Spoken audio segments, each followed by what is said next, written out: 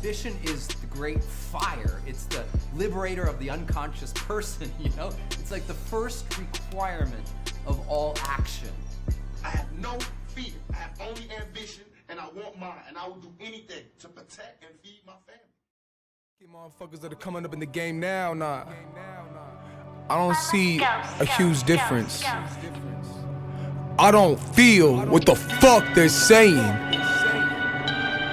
I can't believe that I'm lower tier when I know I'm meant to be at the top. Let's see before I die. I need a new whip with a cute chick and she too thick. Slap with the trunk all stupid. I beat up the block, I'm abusive. I beat up the box and I eat that. But nah, girl, I can't keep that. Come and go like the corner store. Roll up, roll out and relax. Stand on what I believe, my feet flat. Pull up yoga with that heat stash. Think I'm joking, just as my clip. Then with the assist like Steve Nash. What up, what up? Welcome to the Ambition. How you feel this evening? Oh, man, fucking beautiful. Just gotta go perform tonight at open mic at Wicker Park in Chicago, actually. All right, that's what's up. That's what's up. You're in the Chi-Town, huh? Yeah, I'm on the south side right now. Okay. First, let me let the listeners know we out represent East London this evening, primarily the Hackney area for all the fans out there and stuff. We have let them know who's on the line. Let them know who's on the line right now. Hey, this is CWG, man. You can follow your boy at Who's That White Kid, but, you know, who's with the E at the end, bro. We can't spell like everybody else because stay authentic. You know, authentic noise, smoke heavy gang in the house. Shout out to the east side of Kansas City, man. Shout out to my brother Lockdown. Shout out to my brother Seven to God. Shout out to my brother D-Tech. Shout out to my brother Gouda. We really do this shit, man. Smoke heavy. Yo, CWG. Bet. And where you from? Let the listeners know where you from. So I stay in Chicago, but I'm actually from Kansas City, Missouri, man, the east side. You know, I'm gonna rep KC till I die, hashtag K I die, you know. We really making this shit an actual movement and not just, you know, something we repping in our songs, bro. This is something we actually are trying to make and as a positive staple for the city, you feel me? All right, I got you. So we're gonna go into life in KC. And then we're gonna go into pretty much life in Chicago. So, I mean, when you're looking at KC as far as like where you grew up at, and you look at Chicago right now where you at, give us some similarities and give us some differences. Similarities, high crime rate. Right. Similarities, a very vast difference between the oppressed people in the hoods and the people in the skyscrapers and the penthouses of downtown. You know, a similarity. They're both Midwestern. You know, they actually kind of look a little bit alike too, but I ain't gonna lie, Chicago's a lot bigger, but it's a very similar vibe, bro. It's kind of gray out here. It's kind of bleak sometimes. So it takes that extra push to really stay positive, you know. Right. Is it that way because of the weather, or is it just that way because of the feeling of the culture and the people that you're around? The culture in Kansas City or in Chicago? Chicago. Man, I came here for the culture. Okay. All right, so it's just people have been having their own way in Chicago for a long time, obviously. Like, wow, when the rest of the nation was banging Crip and Blood, Chicago had these in vice lords, you know? Right. So they've always kind of been on their own shit. And if you look at the music that comes out, I don't care. I know a lot of people like ATL shit, a lot of people like West Coast shit. But the majority of the music I listen to came from Chicago. I want to listen to artists like Saba, like Alice Wiley, like Vic Mensa, like Aaron Allen Kane. I want to hear shit like that.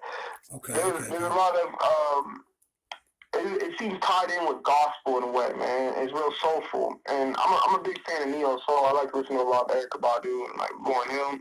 Okay. So to hear that is just something I respect. In Kansas City, where I'm from, it's like a lot of people listen to mob music. A lot of people listen to gangster music. And I'll be real with you. I used to just put that shit in my headphones and walk around and think a lot of crazy shit, bro. Like, it just like had me on edge, ready to fight all the time. So listening to this kind of music, it kind of helped me be a little more peaceful and to show more love and just kind of find an actual style instead of just being aggressive all the time, man. And you can kind of hear that difference in my old music compared to what I've been dropping as of late and what I will be dropping in the next 3 months.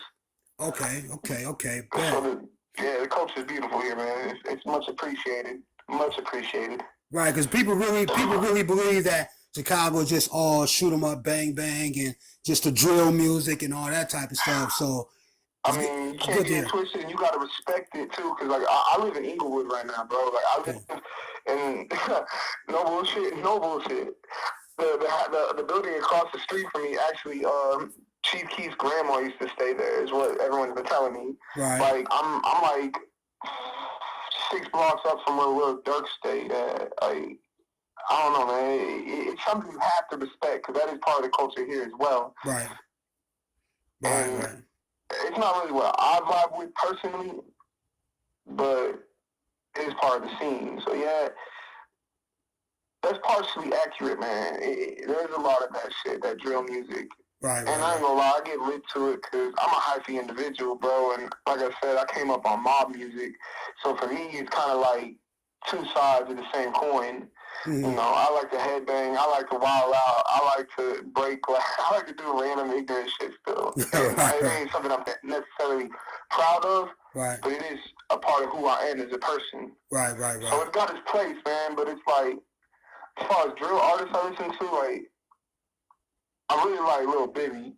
Okay. He always really, like, glamorize it or glorify it, you know, and the dude's obviously very charismatic and intelligent. Right. You know, I heard that he stays sober, especially when he's out in the South Side, or especially when he's in the hood, because most of his friends, personally, he knew that got murdered was high when they got murdered. Right. So the fact that he can make that decision, I don't know, that makes him seem like a reputable person for me. So drill music definitely has its place, but I think it's when you let something consume you too much. Right. That it can become something negative, very much so. Okay. Yeah, kind of like if, you know, water is good for you, but you drink too much of that shit, you're going to get sick type of thing. Right, you're going to drown yourself. Right. I got you. From the inside out. Right. You know, or if you smoke too much weed, next thing you know, you're going to be sweet. Right. If you drink too much, you're going to be throwing up. Right. If you fuck with too many bitches, you're going to catch something nasty and your girl's going to hate you for life. Right. Gotta do it in moderation, you know what I'm saying? I got you. Yeah, everything should be in moderation, man. That's balance right there, man. Right, so I got a question for you. You said you grew up on mob music. Okay, you said you grew up on mob music. What is the difference between mob music and drill music, you think? Drill's more reminiscent of trap music. Mm-hmm. Mob music is much more, it's more based on like G-Funk, bro. Like, it's West Coast. Okay. The majority of mob music you will hear in the entire nation is going to come from the Bay Area. It's going to come from like Oakland, Vallejo, Richmond, San Francisco. You know, you'll hear some from San Diego, like what was it from? I forgot his name. Not T Nutty, bro. Missy Slick. Okay. And then you got some stuff from LA that came out, but it's like the difference between California and Atlanta, basically. Oh, okay. That'd be the difference between drill and mob, if you ask me. Okay. I got you. So let's get back to KC, where you grew up at now. When you first, you know, born or whatnot, what environment was you in? What neighborhood? What was the name of the neighborhood you was in? They called it Dogpatch. Dogpatch. Because it was this area, right? It's off 435. It's a freeway over there. Uh-huh. And it's like just outside of the inner city and like right before you hit the suburbs. Right. So it was still Kansas City city limits, but it was like, it was crazy, bro. Like, there was no sidewalks out there and shit. There wasn't shit out there, bro. Just like meth heads and like prostitutes and, damn, you know, rundown houses. Yeah, it wasn't even a lot of houses out there, bro. Like you had like 10 houses on the street, whereas like when I went to my friends' houses, more in like the 30s, it just be a lot more going on. Right. And that wasn't necessarily a good thing either, because man. Like, first time I ever seen someone get killed, I was at my best friend's house over on 33rd and Benton Boulevard, sitting on the porch, and I was 7 years old. Damn. Like, yeah, it's foul over there. Like, Dogpatch it was foul too, and there was a lot of poverty and a lot of drugs and just a lot of niggas in the room. But it was a little more out of the. But really, it was just as desolate, if not more. Right. So seeing that first, you know what I mean, seeing that first murder and everything. What do you feel at that age? What did it kind of like do to you, like mentally? Or was it just like environment do to me? Yeah. 7 years old is young to see somebody dead like that, or see somebody get killed. You know, for a long time, I thought they morphed me into a monster, bro. I really did. I thought it turned me into something I didn't want to be. But looking back in retrospect as a young man and not as a kid, right, I realized those streets saved my life. Because I observed a lot, man. I mean, I observed a lot. I learned a lot from my friends, older brothers and stuff, and how they were moving. And little did I know, like later on in life, I was still gonna be in the hood. I was gonna be in the hood every day. Just wasn't gonna be able to escape it for some reason. Right. And part of me didn't want to. But everything I had been through in my childhood, it gave me kind of a confidence and an understanding of where I was at. You feel me? And like how to maneuver, how to carry myself. Okay. How to act properly and accordingly with OGs, you know what I mean? How to carry myself on the streets and not look like a tourist and get caught slipping. Right. Okay. Then, when I started rapping, I really realized it was beneficial because when I say something, I don't gotta lie about it. You know what I mean? I don't gotta lie about rapping on Prospect Avenue. You know what I mean? South to the east side.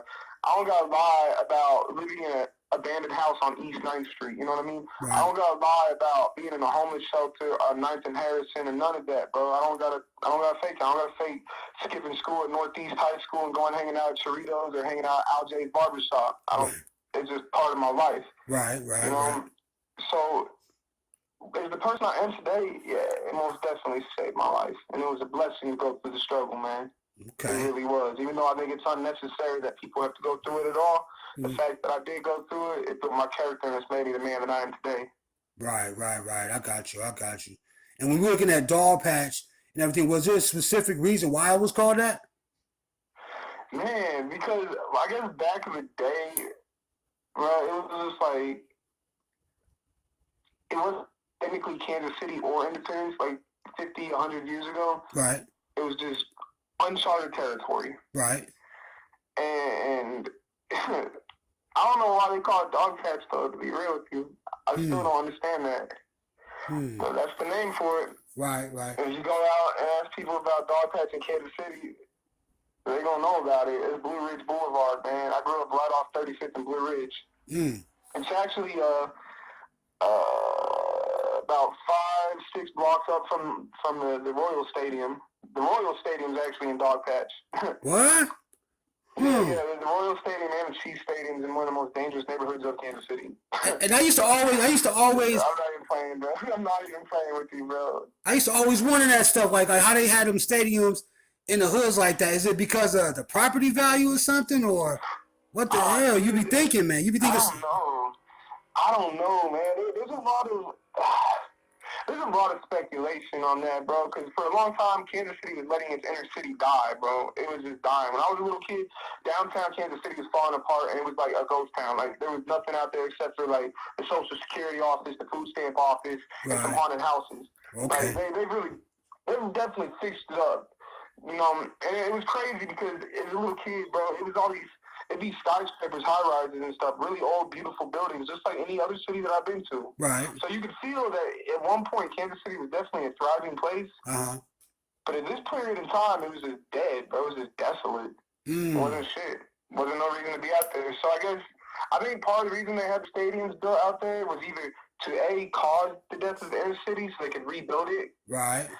Or, you know, they've probably been planning on gentrification for decades now. Okay. Or B, the people were just like scared to go too deep into the inner city, and Dogpatch is off two major interstates in Kansas City, I-70 and the 435. Right. So it's just like it's easy for other people out in the suburbs or nicer parts of the city to just come through, go to the game, and get the fuck out.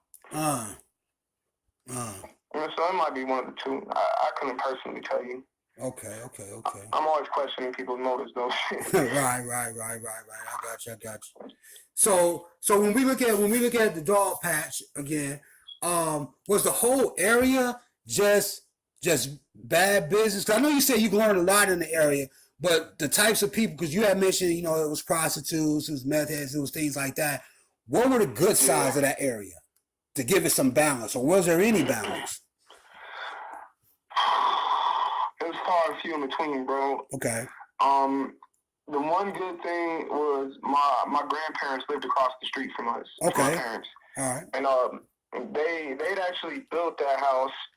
They built a lot of houses throughout the east side, man. And from 27th and Brighton all the way to 35th and Blue Ridge, bro. They built dozens of houses. Okay. And I don't know, my grandma, she was a valedictorian at East High School. And, my grandpa went to East High School, and he was kind of a popular guy, played sports and all that. Right. They got together, and she wanted to move out of the inner city, but she didn't want to really leave Kansas City. Right. So they built in Dogpatch, which was just outside of Independence, which was considered a thriving suburb at the time in the 1950s. He built that house, and he built the house across the street.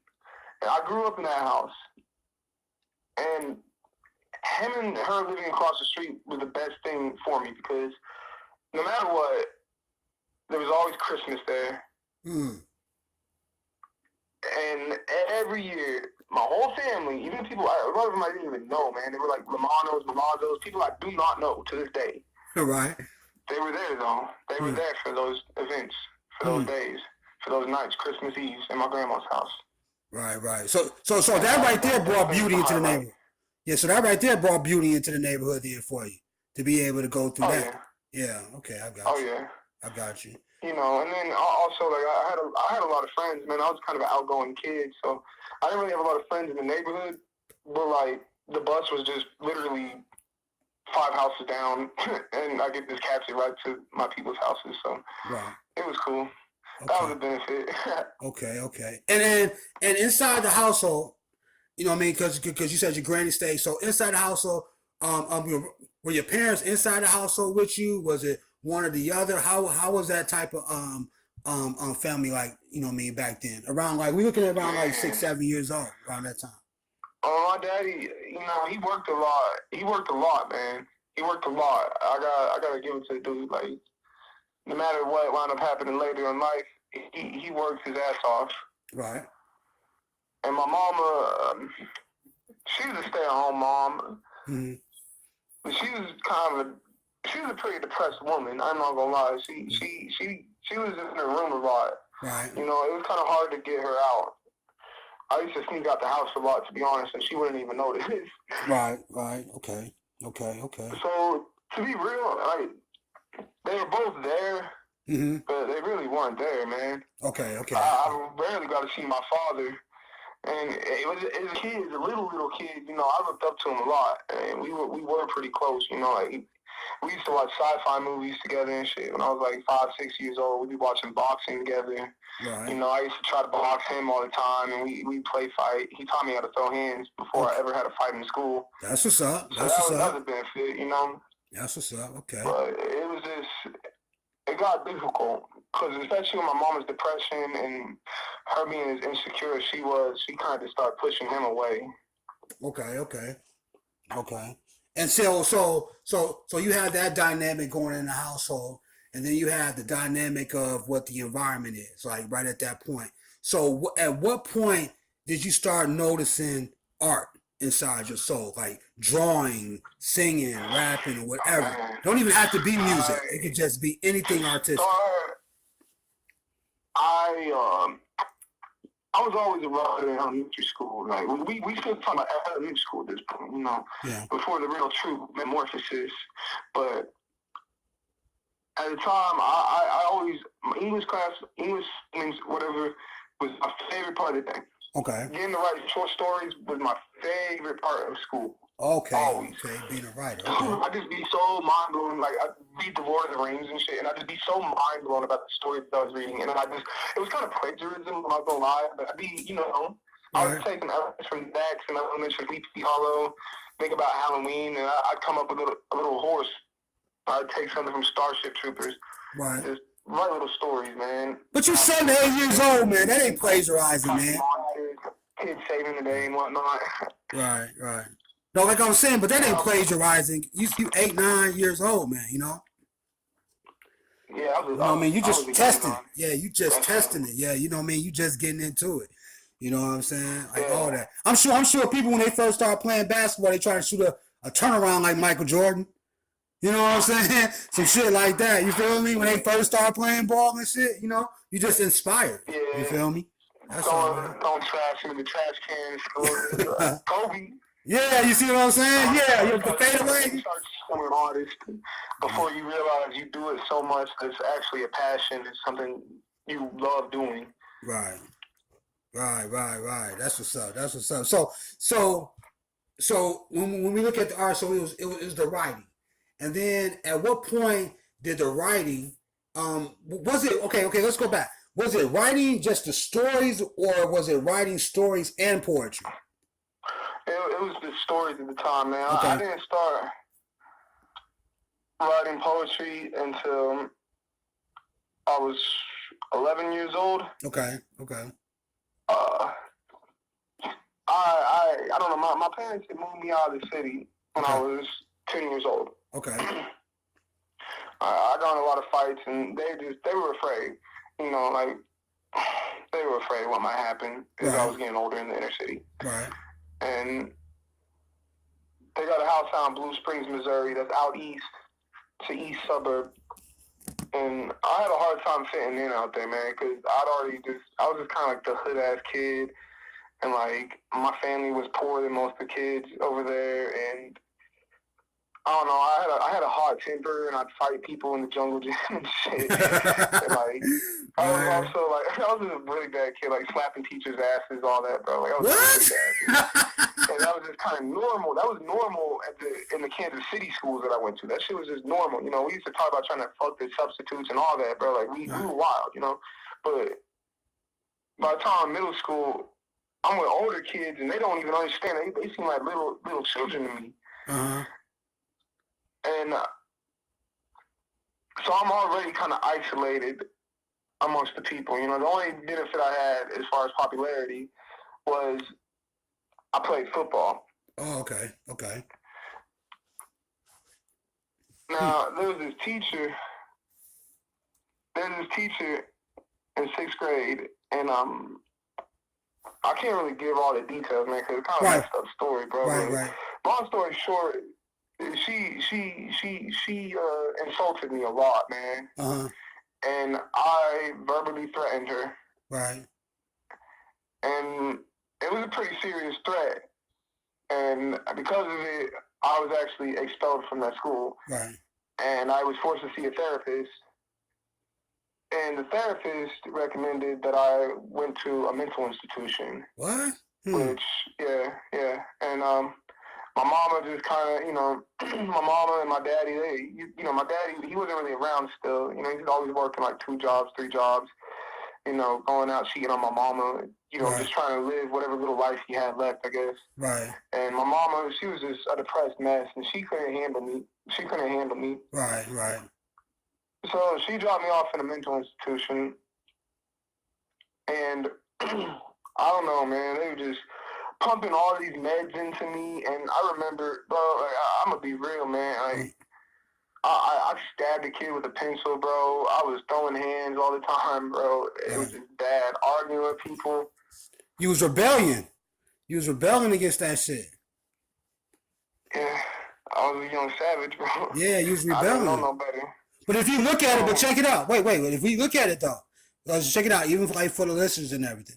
Like if we look at it, like look at the environment you grew up in. You know what I mean? We talking about Dogpatch, right? We talking about seeing murder at 7 years old, seeing that type of environment, sneaking out the house, seeing all type of shit that we can't even really talk about right now. And then you move around to a different spot, but people don't understand that that's what you've seen and that's what you grew up on.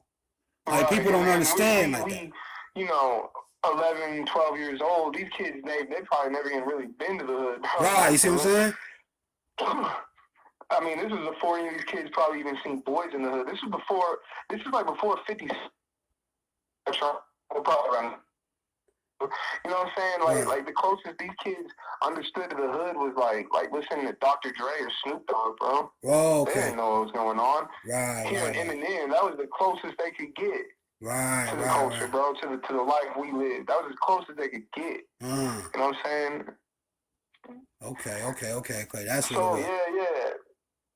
People definitely couldn't understand, bro. They couldn't relate. And I guess in a way I was guilty of the same thing because I couldn't understand how peaceful it was. I couldn't understand the tranquility that was out there. You know what I'm saying? I couldn't understand why the kids were all of a sudden afraid of me or didn't want to fight or I don't know, everything that was normal just wasn't normal all of a sudden. Okay. There was no sirens, there was no buses, you know what I'm saying? There was no one really walking the streets. So it was basically like what you thought was normal growing up versus what they felt growing up was normal, and it just clashed together like. Yeah, it was confliction because of it, a lot of it, and I guess that's a major problem we have in America anyways, is people don't really understand one another, they don't relate to one another. Right.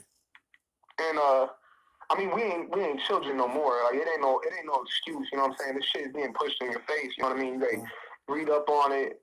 It doesn't take much to really become enlightened to somebody else's position. Whereas when you were a child, like these kids, they were sheltered by their parents much more than I had been. Right. So naturally, they didn't know what I know. They didn't think how I thought. They didn't move how I moved. Right. Definitely. Okay, I can understand that. So yeah. So going back to the song, man, like it was just all that stress and that trauma, especially from getting locked up and getting put on all these meds, bro. All these meds. Like, it was way too much, bro. And I'd already been on like Adderall and Ritalin since I was like 4 years old, bro. Like I started feeling a lot of anger, bro. A lot of anger. And so I just started writing, bro. I just started writing. Was it because of the meds? Did the anger come because of the meds?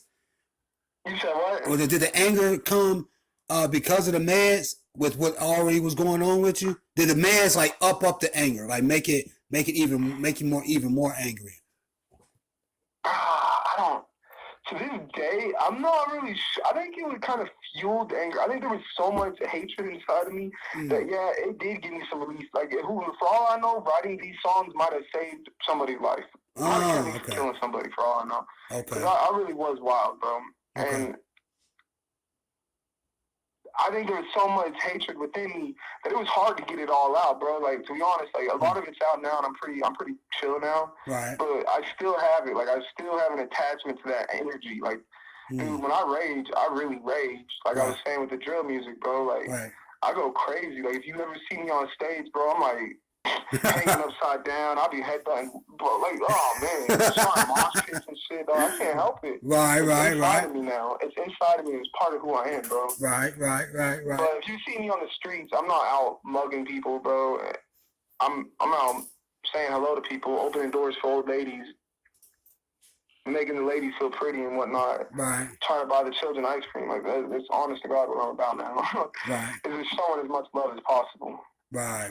Because that love really wasn't shown to me, man. It really wasn't shown to the friends that I had. It was just so much oppressing us and holding us down, bro. Like, I feel like it's my obligation to the human race to be as good of a person as I can, as long as I can. You know what I'm saying? As long as I got the energy, as long as I got the breath in my lungs to show that love to people that they deserve to be given. Because that's going to probably prevent them from making the same kind of mistakes I was making as a teenager. Right, because the absence of love... Yeah, because the absence of love on your end kind of made you a certain type of way. So if you figure like, okay, that person may have absence of love, but I'm gonna give you love so you won't go through the same shit that I went through, type of thing, or went down that road. Definitely. I got you on that. So the poetry. So you start writing the poetry. At what point did the poetry turn into like? Well. Let's go back. Because you mentioned some artists and everything. What was like the musical influences for you back then?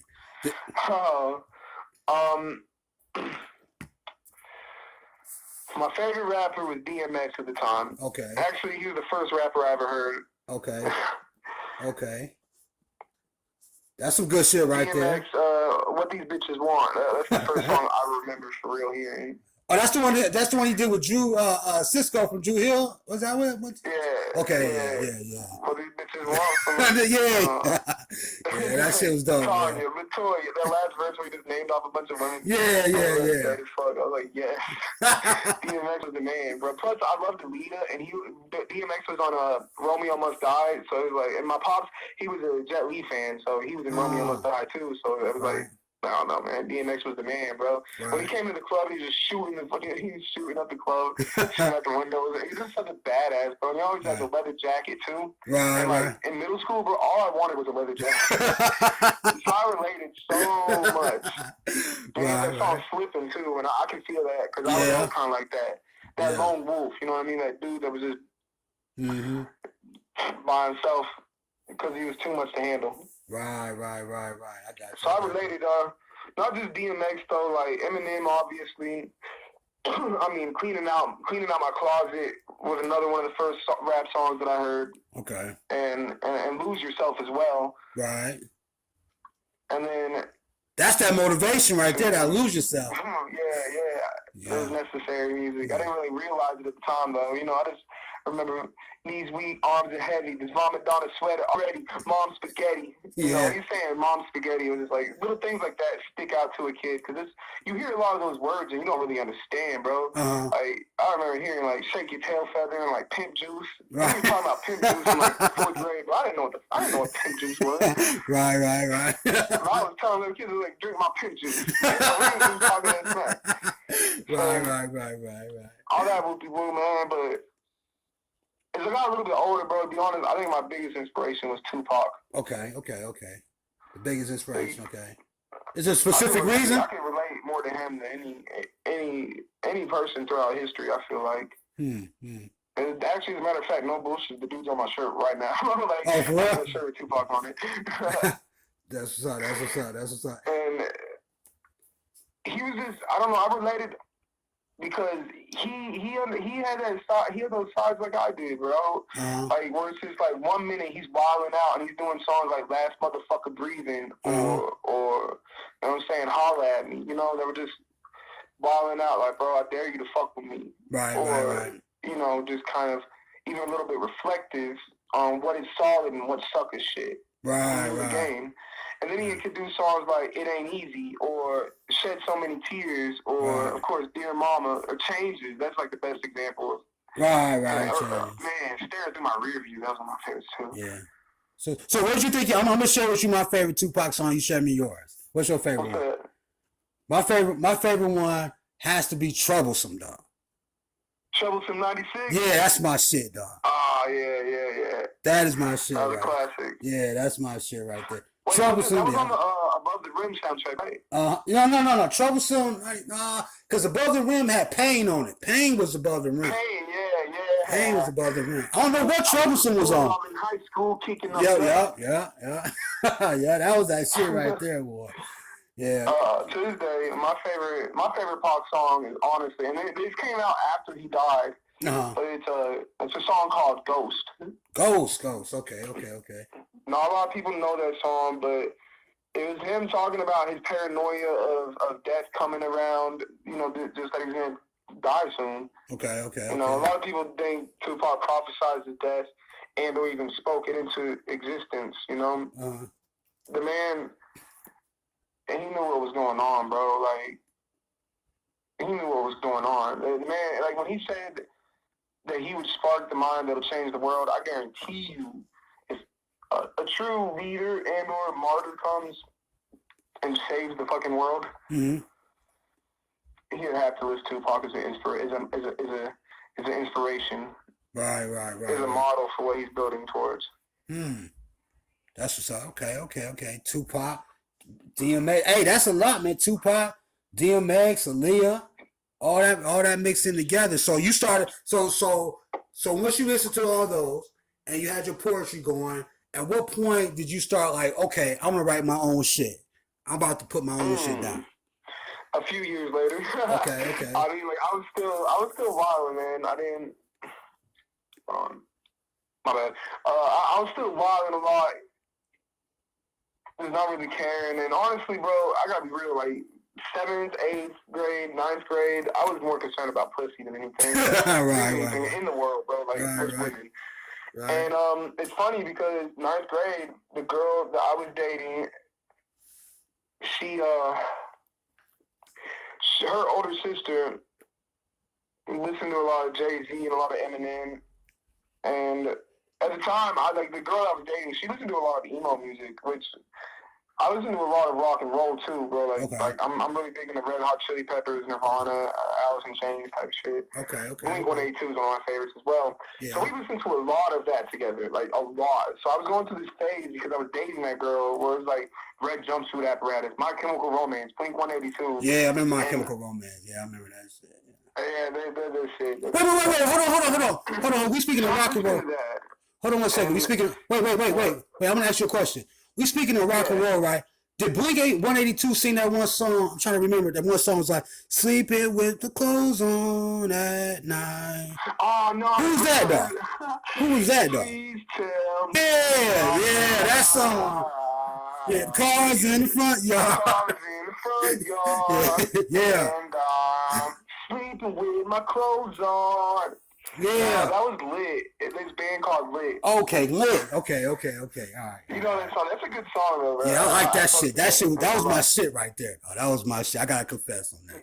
Sugar Ray, that I just wanna fly. Put your arms around me, baby. Put your arms around me, baby. Yeah. That kind of stuff. Yeah, I vibe to that a lot. Especially while dating this girl, and we broke up, man, and it was just like, to be real, you know how it is when you're a little bit younger and you think you're in love. It was difficult. It was difficult because I was, a little bit emotional about it. Right. And so I couldn't listen to that. I couldn't listen to rock music for a while. I was just like, no, fuck that. I don't. It's making me think of her. Right. So I started thinking about her older sister. Okay. And her older sister was playing, Jay-Z and Eminem over anybody else, and Ludacris. Those three. Oh, T.I. too, of course. Okay. And between those four, I just started listening to them repetitively, and I get deeper and deeper into the music. All of a sudden, I started going back to more throwback '90s music, like really respecting the game, like listening to more like Wu-Tang, Onyx, A Tribe Called Quest, okay, '90s hip hop, and I don't know, I started falling in love, dude. I started legit falling in love. It was more than just the music being a supplement for my life or a soundtrack. It was like, I was obsessed, bro. Obsessed. I literally went through the whole Jay-Z discography from Reasonable Doubt to, his newest album at the time was, I think, Kingdom Come. Okay. It was like right before it was like maybe American Gangster was the newest one, actually. Okay. And, American Gangster's pretty good. Ham, Nas, like, I was listening to Illmatic like crazy, which is actually my favorite album of all time, Illmatic. Okay. It just turned 25 years last month. Shout out to Nas. Real motherfucker right there. Right. I fucking just started falling in love, bro. And I don't know, I didn't really write, dude. I didn't write rhymes. I freestyled. Oh, okay. I freestyled. And I would start battling. On the bus, bro. And we'd start putting up money. And I don't know, I just turned out to be really good. Turned out to be really good at it. And why you think so? $10 here and there. Why you think? I started harnessing it. Hold on, let me ask you a question. No. Let me ask you this question real quick. This is for everybody who's listening. Why do you feel like your freestyling ability was better than writing it down? Because I just get carried away by emotion. Well, that's where it comes into like my childhood saving my life, bro. Okay. Because I can very vividly remember the shit that I saw. And the fact is, I was also a writer anyway. So I was big on words, dude. Okay. I like words. Okay. And my vocabulary I'm an ignoramus compared to what I'll probably become in the next 5 years. You feel me? Mm-hmm. But I don't know. I was just able to pull shit. So between that raw emotion and having true experiences and just things that happened to me and things that I've seen. Right. And then being a writer anyway, naturally, it was just like freestyle that I just was good at. Oh, okay. It was coming off the soul then. It became writing, trust me. I write my music now. Okay. The majority of it. I freestyle sometimes. Right. Okay. So let's talk about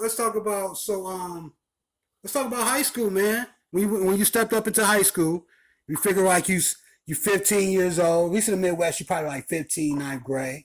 You know what I'm saying? Yep. Around like that time. What high school did you go to first? Let's talk about that. Can we give them a shout out? Or was they like scumbags? The high school. Man, at first, my family moved me to Texas at the very end of 8th grade. I never really got to go to my middle school graduation from that school that I've been expelled from, and they moved me from Kansas City all the way to Fort Worth, Texas. Shout out to the 817, by the way. Shout out Young P and shout out Lil Mo, man. You know what I'm saying? Shout out Rosedale, Stop 6, all that. I was going to Central High School in Fort Worth for about 2 years before I dropped out, and I moved to California. Because, once again, I was more concerned about pussy than anything. Right. Why you pick California? This girl, we had some trouble, man, and I was just like, I have to leave. I can't deal with seeing this girl in class every day. Right. And one of my best friends, actually from Kansas City, growing up, he had moved to LA because his mom moved out there to be with this guy. Okay. And he was like, "Yo, dude, if you come out here, I got a room for you." I was like, "Fuck yeah, bro!" Yeah, I dropped out and just moved out there, bro. Right. And then I want to go back to high school though. Like as far as Kansas City goes, because I was 17, came back to Kansas City. I started going to Northeast High School. Okay. Got kicked out of Northeast. Then I was going to Central High School. Got kicked out of there too. And then I went to Hope Academy, which was a charter school. Okay. And that school actually got closed down because they were like lying about test scores to get accreditation and get funding from the state. Damn. And they got caught up, so they literally shut down the school. And after that, I went to a school called Manual Tech, which was literally it was on Truman Road. It's just east of downtown, and it's a pretty well-known school actually out there. And I finally got my shit together and graduated at the age of 21. Yeah, like right before the deadline. Yeah, still made it happen. You feel me? Okay. I made it happen, no doubt. And what city was you in California? I lived in a place called Hemet, California, it was the Inland Empire. It's like in between LA and San Diego. Okay. It's right outside Riverside, California, like literally just south.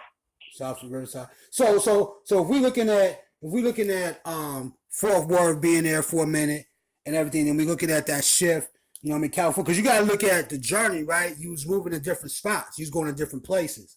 You know what I'm saying? So when you get to Fort Worth and then you get to Hemet, what was the difference between those different cultures and how teenagers were acting? In Fort Worth? Fort Worth and from California. Country?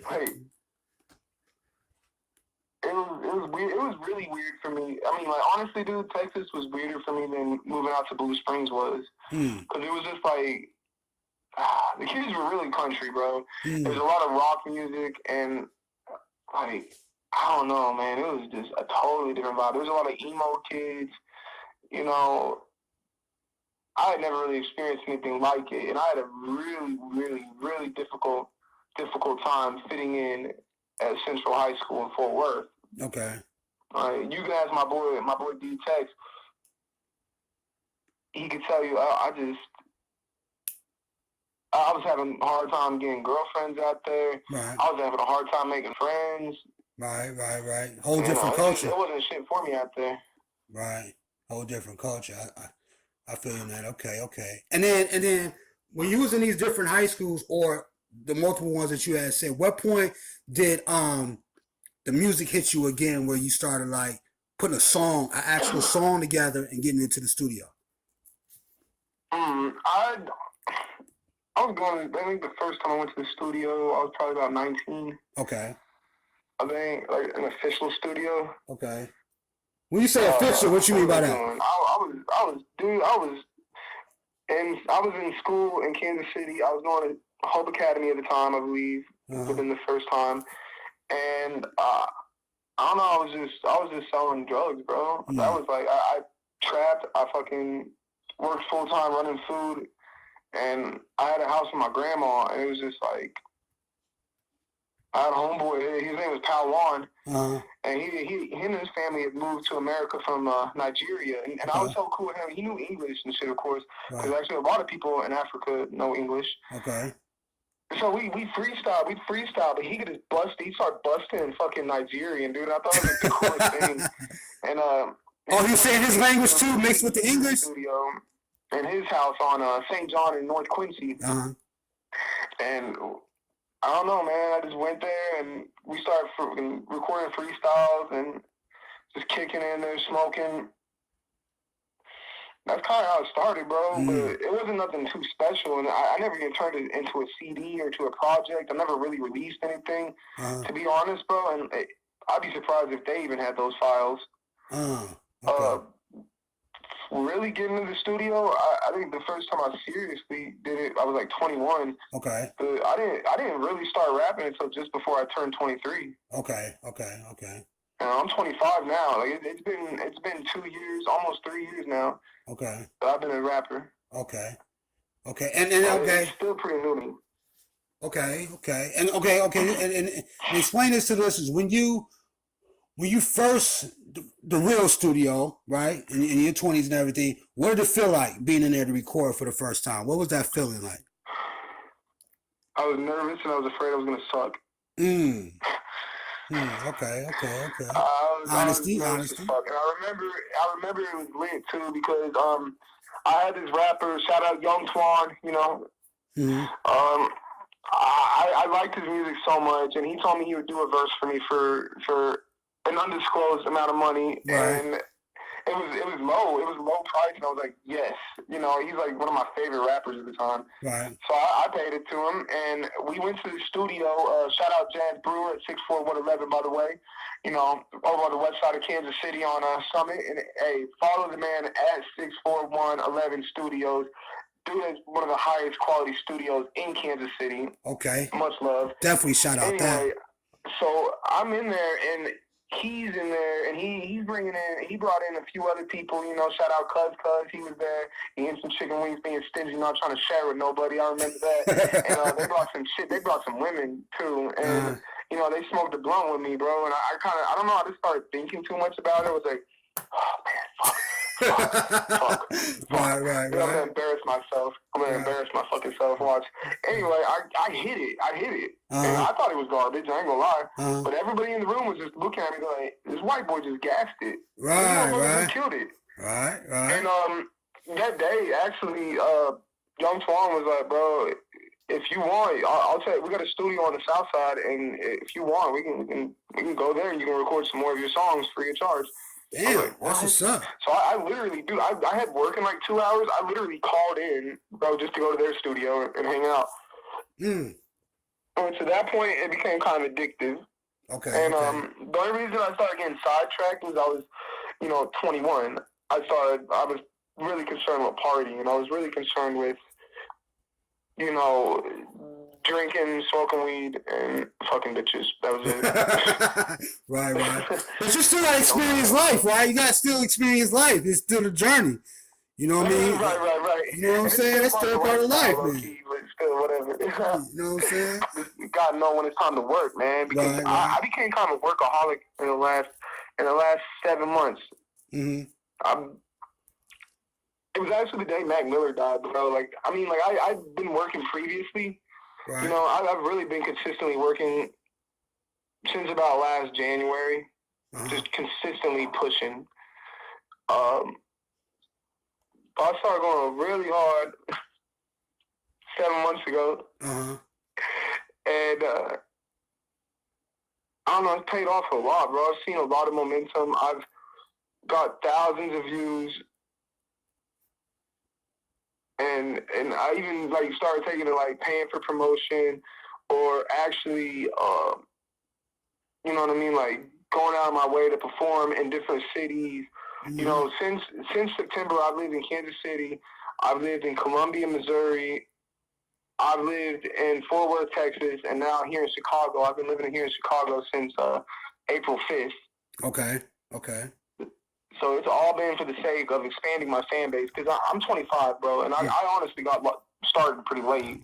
Why you feel that way? Why you feel? Wait. Why you feel like that? Because you know, hip hop is the only culture that puts like some type of age restrictions or some shit on how long you are able to be an MC. Like in rock and roll, how long fucking Rolling Stones is like 1,000 years old, right? He's still shoving out fucking shows and shit, right? Ain't nobody telling them to stop doing what they doing, right? But in hip hop, you get a certain age, they be like, hey, you too old, you're not relevant, and all that type of shit. Which is goofy, bro. Too. Yeah. It's like, if you look at it, Jay-Z still doing it. Mm-hmm. E40 still doing it. Yeah. Nas still doing it. Eminem still doing it. Andre 3000 comes out the woodworks every now and again and does it. Right. Bun B just dropped the album. Like that. You know, Q-Tip just dropped the album a couple years ago. Like these dudes, I don't think you can truly outgrow hip hop. Mm.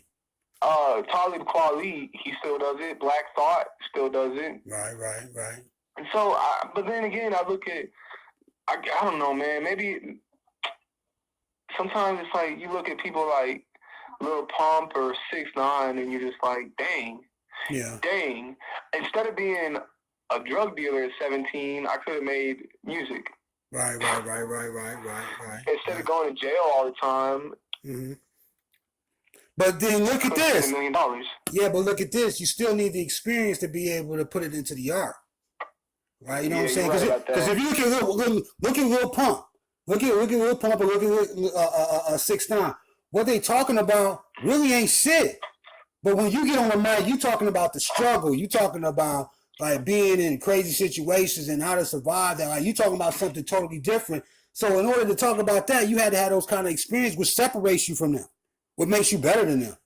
You see what I'm saying? They may have more popularity now, but you know what I mean. That's only for a minute. But when we talking about because when you talk about hip hop, to me, this is what I look at.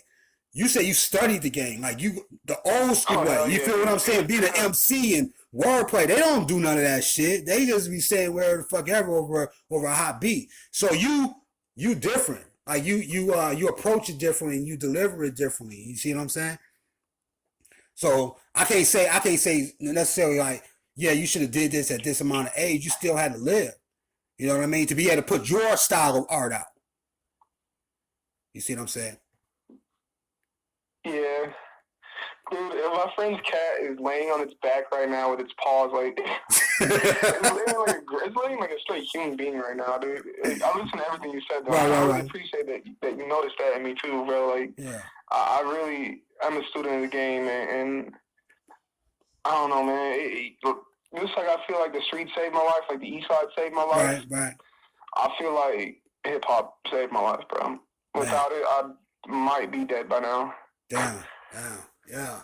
I'd probably be dead. I'd probably either be dead or in prison, bro. Realistically speaking, that or I'd be well on my way.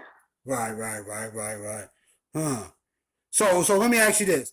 So when we listen to your music now and everything, give us an idea of like your style, like your delivery, like the content of the music. Man, dude, that could be difficult for me just because I don't feel like I'm limited to one delivery or style. Okay. Like, I don't know. Sometimes I can't help but want to like get really aggressive with the beat. Mm-hmm. Like, I just want to hit that hard. I just want to wrap my hands around his throat and just like fuck the shit out of it. Right. Sometimes it's like I want to nibble on its earlobe a little bit and like kiss its feet. You know what I mean? It's hard to explain my style, bro. Okay. And honestly, it depends on the beat. Which I think the reason why most people really love working with me is I can rap over any beat, bro. Like I just met I was on the Red Line bus going out south here in Chicago, leaving this job interview. Fingers crossed, Yahweh willing, I get the job. Right. But, hey, I was vibing, man. I was vibing listening to that new Boogie. Everything's on sale. Okay. 'Cause he's a really dope artist. I ain't gonna lie, I fuck with that for a lot. And I'm just vibing, and I can't help but sometimes just move like I'm the one rapping and like I'm in a video. And I do it in public a lot too because I don't know, people look at me a lot, bro. I'm usually like the only white person in the room, so I guess I kind of I stand out a little bit. Okay. And I might as well execute with that. Right, so anyway, there's this dude on the bus, and I peeped him too because he had a lot of style. But dude seemed like he's actually somebody. When he was getting off the train, he came and dapped me up, introduced himself, and told me that he be at Millennium Park downtown, and he be hitting up the buckets, bro. Just hitting buckets like a drum to make money. And he told me he wanted me to come rap over it. Just my cadence alone said I could rap. Right. Just my style alone, the way I move, my body language. Right. And that's a part of my style right there as well. So I can hit anything, bro. I can rap over a beat on the table. Okay, I got you. So he wants you to come down and do like the street performance. That'd have been like dude, shout out to my brother Lockdown. That's how me and him, that's how I refurbished my skills. In Columbia, Missouri, bro, we used to, that's where Missouri University is, one of the major universities of America. We be on Broadway Boulevard or some shit, whatever, Broadway, and we be just killing rhymes, just killing it. Stand on a pedestal and just start freestyling, just start spitting written, spitting whatever, bro. And people, dude, there's been times where we made like $100 in a night. There was times where people took us out to steak dinners. There was times where beautiful women that really probably wouldn't give us a lot of attention otherwise would be like, just trying to hang out with us, take us to the bar and get a couple shots with us and pay. Right. Dude, it was just so much. People filming us, putting us on their Snapchat, and man, street performing is a huge part of my game. Like I said, shout out to my brother Lockdown. Me and him have done so much together, man. And I sometimes wish the dude was here in Chicago because I'd be street performing a lot more because I'm not really doing it here. I'm rapping for people every now and again, and I'm hitting open mics. Like I'm hitting an open mic here in like 3 hours. You know what I'm saying? So it's like, I'm doing it, but man, I only got that homeboy, bro. I only got that homeboy here. I'm just hanging out with females out here so far. Right. Well, you need to go get him, man. Hey. You need to go get him. It's necessary. Yeah, you need to go get him, man. As long as you safe and everything, but I'm not, bro. Like my goal by the end of the year is to have a van. My best friends, bro, that's Lockdown, that's Seven to God, bro. Those are my people right there, my brothers. Right. And I'm gonna have a van, and I'm gonna have a studio by the end of this year. So when I go back home, bro, we can tour and we can record as much music as we need to. Right. You gonna have a studio inside, or you gonna have it at a location? This is definitely gonna start in my brother's basement. I ain't gonna lie, just I can't afford an actual location quite yet. You know, I'm still investing in merchandise. I still haven't put out an album or an official single that I can legally sell. Even though I've started purchasing beats over the last 4 months and really started working on original music. Right. So I mean that's coming out. I'm actually dropping my second mixtape in a few days. Actually, I'm dropping From Street Corners to Rap Booths. Okay. And then I'm dropping one more mixtape, and I'm calling it Chasing Waterfalls. It's like the story of my life, the TLC song. Right. Yeah. It's kind of like my mama always told me I was chasing waterfalls, man. I was always looking at the horizon. Okay, that's what's up. And I've always been a dreamer. But after Chasing Waterfalls comes out, I'm dropping my first album. Okay. And then I'm not looking back, bro. It's, I'm working on my BMI. I'm working on, getting Sound Exchange, TuneCore, and like proper distribution. Yeah. And coming up with an actual marketing plan and a technique to put my music to the masses. Actually, my next mixtape, Chasing Waterfalls, does have some beats that I own personally on it. Okay. So I'm going to release my first official single because I think that's just a smarter way for a rapper to break into the game is with a hot single than, a hot album because, well, who really going to listen to a whole album for someone they don't know? Right. And one more thing. You said Street Corners to Rap Booth, you said? From Street Corners to Rap Booths. Rap Booths. Okay. Yeah. And then Yeah, Chasing story of my Waterfalls. life, man. Okay, bet. That's the Like, first this one. is shit that I went through. Okay. That's the You know, first one. I started street performing. I started hustling on the corner. Mm, Just freestyling, man. bet. And who would have thought that it turned into something I consider a full-time job? Something that I consider my careers. I consider everything I've ever wanted in my life. Right. So it's transformed into so much, and that's the beauty of life. Is when something starts out one way and becomes something totally different. Right. That's when you don't give up. Hey, I got Don't going. Give Up tatted on my arm, bro. Straight up? Yeah, swear to God. Yeah, man. In red ink, bro. It looks like it looks like somebody carved it in, bro. Because I made it a point to show the pain that I went through in that tattoo, man. It looks like if I was a masochist and I just cut "Don't Give Up" into my arm. That's what it looks like. Okay, like that, like that. Like with the cuts and shit. Yeah, but I didn't really use a knife, you know what I'm saying? I know. I went to a professional shop and got it done. Right. It's crispy, you know? Right. I'm just trying to get the listeners kind of like a viewpoint, like some Freddy Krueger shit, like probably and everything on the arm. But you know what I'm saying? But yeah, you gotta post that up on Instagram so the listeners can be able to see what you're talking about on that, man. For real, tonight. Just take that picture and be like, bam, put it up. You know what I mean? So on like my Instagram, or I'm gonna send it to y'all. Yeah, okay, bet. Yeah. Definitely send it to us. So in final words and everything, man, like, you know what I mean, after everything that everybody's listened to and stuff, what would you tell the listeners out there in the UK? What would you tell the listeners out there, you know what I'm saying, in Paris, France? Because a lot of them have a misconception of what hip hop really is. They feel like it's really like the mainstream shit. They feel like the shit that they see on the radio all the time, but they don't understand that it's much, much deeper and much, much rooted in communities like yours. You know what I'm saying? And coming from the beginning. If they listen to 50 Cent, you know what I mean? He come from a certain type of environment. Listen to Tupac, he come from a certain, DMX come from Yonkers, certain type of environment. So when they listen to CWG, you know what I mean? What do you want these people to be able to understand fully about you? I want them to understand not only what people are going through in my city, but that this shit can happen to any kid in America, from the suburbs to the hood. I want people to understand that not only can a negative situation happen to anybody, but anybody can turn a negative situation into a positive one with enough drive, ambition, and work ethic. Right. That's what I want the kid, man.